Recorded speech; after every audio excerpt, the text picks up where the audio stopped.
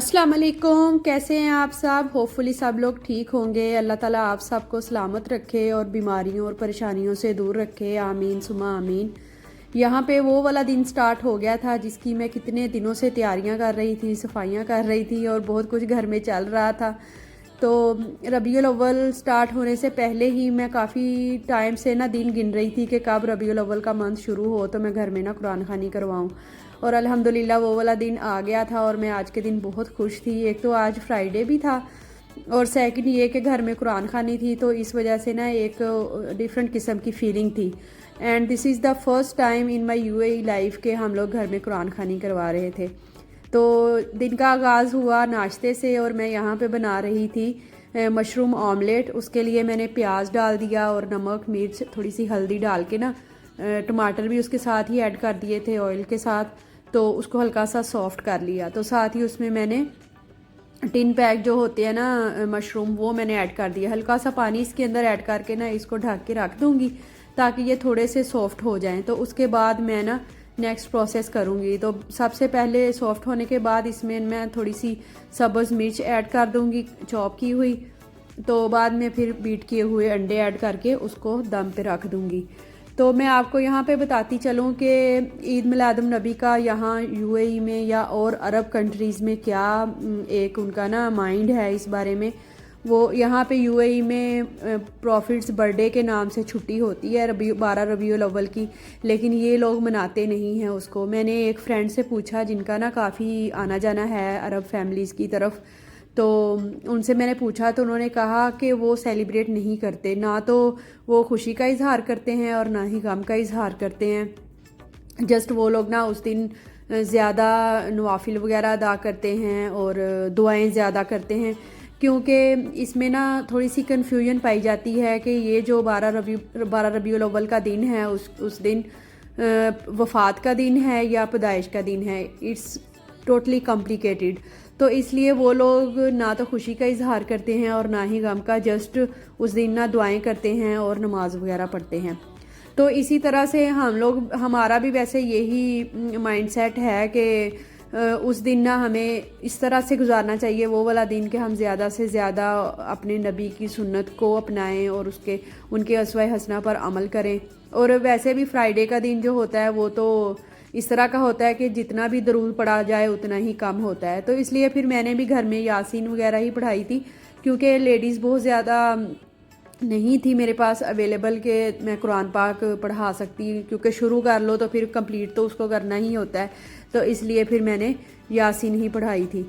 तो यहाँ पे हो रहा था नाश्ता। मैंने जो ऑमलेट बनाया था उसको ना मैंने ब्रेड के अंदर लगा लिया था, तो साथ में मैंने केचप लगा ली थी। रोहान भी बैठा कैमरे की तरफ, कभी देख रहा है और कभी नाश्ता कर रहा है, साथ साथ उसके भी मज़े चल रहे हैं।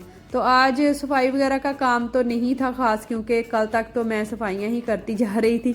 तो सबसे पहले मैंने ना कपड़े इस्त्री किए, क्योंकि ये एक ऐसा काम है जो कि रोहान के जागते हुए मैं बिल्कुल नहीं करती, क्योंकि ये डर होता है कि वो नीचे खड़ा होकर इस्त्री की तार खींचे और अल्लाह ना करे कि इस्त्री गिर जाए। गरम गरम बच्चे के साथ ना बहुत ज़्यादा अटेंटिव रहने की ज़रूरत होती है। तो इसलिए फिर मैंने कपड़े प्रेस सबसे पहले ही प्रेस किए थे। रोहान का ये वाला ड्रेस मैंने ना आज ही निकाला था, न्यू ही था उसका, क्योंकि जब ये कपड़े पाकिस्तान से आए थे तो बड़े थे रोहान को काफ़ी ज़्यादा। तो आज फिर मैंने निकाल लिए। मैंने कहा थोड़ा मौसम भी चेंज हो रहा है, ये ना हो ये पड़े पड़े ही उसको छोटे हो जाए।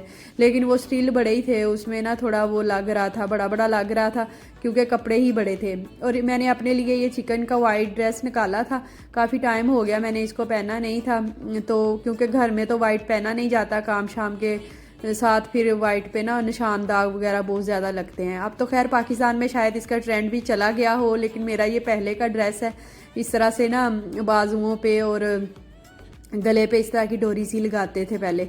तो मैंने काफ़ी टाइम हो गया, ये आई थिंक साल 2 साल तो हो ही गए होंगे बनाए हुए। तब मैं जॉब करती थी तो स्कूल में ना सम टाइम हो जाता था कि वाइट ड्रेस पहनने की ज़रूरत पड़ती थी, तो तब पहन के जाते थे। साथ में इसके ना ये इस तरह की ना पता नहीं इसको क्या कहते हैं शलवार थी, तो वो मैंने साथ में प्रेस कर ली। और यहाँ पे काफ़ी अरसे बाद हम लोग ये भी कर रहे थे काम के बखूर घर में लगा रहे थे। मैं हस्बैंड को कह रही थी कि हम पहले बहुत ज़्यादा लगाते थे, मोस्टली फ्राइडे को ना हम घर में ज़रूर ये खुशबू लगाते थे। अरब घरों में तो डेली ही सफाई के बाद ये लगाया जाता है घर में खुशबू के लिए।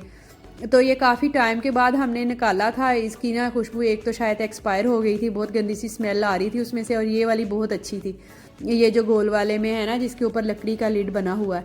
तो इसकी खुशबू बहुत ज़्यादा अच्छी थी। हमने ना वो जो कोल होता है ना वो थोड़ा डिफरेंट टाइप का होता है, उसको चूल्हे के ऊपर रख के थोड़ा ना गर्म कर लिया था। तो जब वो थोड़ा सही से हीट अप हो गया तो उसके ऊपर फिर वो खुशबू वाली रख दी।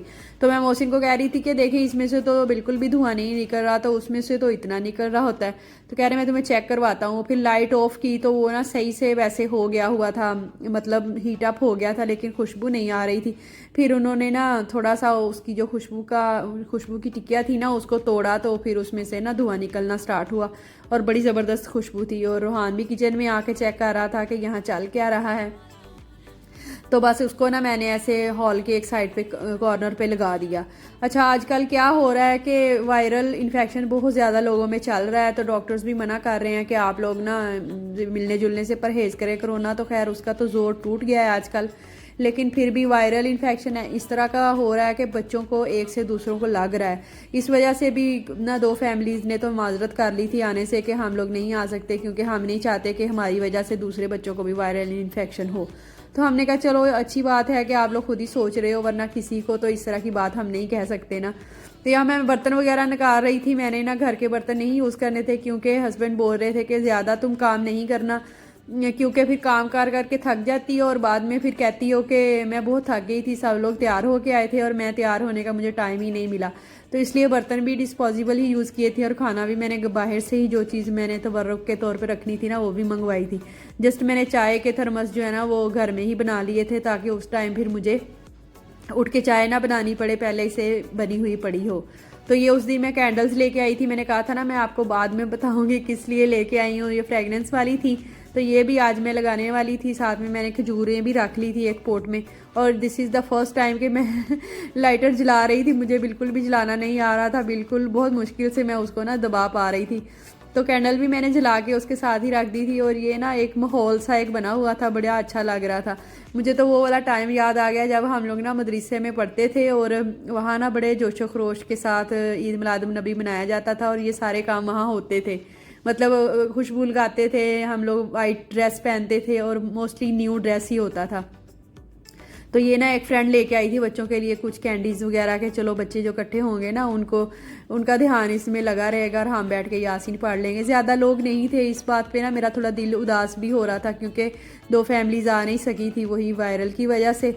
लेकिन चलें खैर, इंशाल्लाह नेक्स्ट टाइम से ही जो फैमिलीज़ आई थी उनका बहुत बहुत शुक्रिया, जज़ाकल्लाह खैर। अल्लाह ताला पड़ा हुआ कबूल करे। और हम लोगों ने फ्लड वालों के लिए भी दुआएं की कि अल्लाह ताला उनको भी उनके ना घर नसीब फरमाए, क्योंकि आगे आगे ना सर्दी का मौसम आ रहा है और सर्दी में तो बहुत मुश्किल हो जाता है बच्चों के साथ। अल्लाह ताला उनकी भी ज़रूरियात पूरी फरमाए। आप लोग भी ज़रूर उन्हें याद रखिएगा अपनी दुआओं में। बस इसकी कुरान खानी की तैयारी में मुझे मेहंदी लगाने का टाइम नहीं मिला था, तो वो वाली फ्रेंड आई हुई थी, फिर हम फारिग ही हो गए थे चाय शाय पी के मगरिब के बाद। तो फिर उन्होंने कहा लाए मैं आपको मेहंदी लगा देती हूँ। फिर सब फ्रेंड्स ने मिलके ऐसे मेहंदी लगाई। उन्होंने माशाल्लाह बड़ी एफर्ट की, दोनों हाथों पे मेहंदी लगाई। मेरे भी 2 और फ्रेंड्स आई हुई थी, उनको भी लगाई। ये दूसरी वाली थी, उन्होंने अपने हाथ पे ना बटरफ्लाई बनवाई थी। माशाल्लाह से बहुत ही टैलेंटेड हैं और फटाफट से ऐसे मेहंदी लगा लेती हैं। तो खूब मज़ा आया। फिर बस जिनके हस्बैंड घर में फ्राइडे को अवेलेबल थे वो भी आ गए हमारी तरफ, उन्होंने भी चाय समोसे और मिठाई वगैरह से वगैरह के साथ इंजॉय किया। तो अल्हम्दुलिल्लाह अच्छा रहा दिन। फ्राइडे था, वैसे भी हस्बैंड को छुट्टी होती है उस दिन, हम वैसे भी थोड़ी पार्टी शार्टी कर ही लेते हैं, तो इसलिए फिर आज फ्रेंड्स के साथ ही कर ली थी। बस वो लोग फिर जब चले गए, फिर मेहंदी तो मैंने वॉश कर दी, तो बाकी की भी चीज़ें वगैरह उठाने वाली थी। तो मैंने कहा सबसे पहले ना इनको टेबल को क्लियर कर लेती हूँ, क्योंकि यासीन पड़ी हुई है, रूहान का पता नहीं होता कभी भी टेबल पे चढ़ के बैठ जाता है। तो यहाँ फिर ना उसकी सेटिंग वगैरह कर रही थी, जैसे रेगुलर हम लोग उसको यूज़ करते हैं। हालांकि डिस्पोजेबल बर्तन यूज़ किए थे मैंने, और खाना भी नहीं घर में बनाया था, लेकिन फिर भी किचन में तो ना मस्ट चीज़ें उठाने वाली होती हैं। तो बस ये सारा कुछ क्लियर करने के बाद फिर मैं किचन में आ गई थी, और अल्हम्दुलिल्लाह चीज़ों में बड़ी बरकत रही थी। उस दिन हम लोगों ने ना समोसे और मिठाई वगैरह इधर उधर अपनी फ्रेंड्स को भी दी थी, और ये एक फ्रेंड की तरफ रबीउल अव्वल की वजह से ना उन्होंने हलीम बना के बांटी थी, तो माशाल्लाह से वो आ गई, इसलिए दोपहर रात के खाने का मुझे कोई फ़िक्र नहीं था। उसके बाद फिर बर्तन वगैरह मैंने धोए और किचन जो है वो क्लियर किया। वही जैसे मेरी रूटीन है कि रात को सोने से पहले मैं सारे बर्तन वगैरह धो लेती हूँ और किचन जो है उसकी शेल्फ़ और काउंटर वगैरह साफ़ कर लेती हूँ, ताकि कोई ना सुबह उठें तो एक फ़्रेश सी लुक नज़र आए हमें। ये ना एक सिस्टर जो है ना वो लेके आई थी रोहान के लिए काफ़ी सारी चीज़ियाँ, तो मैं वही निकाल के देख रही थी कि कौन कौन सी चीज़ है जो फ्रिज में रखने वाली है उसको फ्रिज में रख देती हूँ और जो बाहर ही रखने वाली बाहर रख देती हूँ। और माशाल्लाह से काफ़ी ज़्यादा चीज़ें लेके आई थी, बहुत बहुत शुक्रिया, जज़ाकल्लाह खैर उनको भी। चलिए यहाँ पे मैं अपना वीलॉग एंड करती हूँ। होपफुली आप लोगों को वीडियो पसंद आई होगी। अगर चैनल पे न्यू है तो सब्सक्राइब ज़रूर कीजिएगा, वीडियो अच्छी लगी तो लाइक और कमेंट ज़रूर कीजिएगा। Thank you for watching. अल्लाह हाफिज़, बाय बाय, टेक केयर।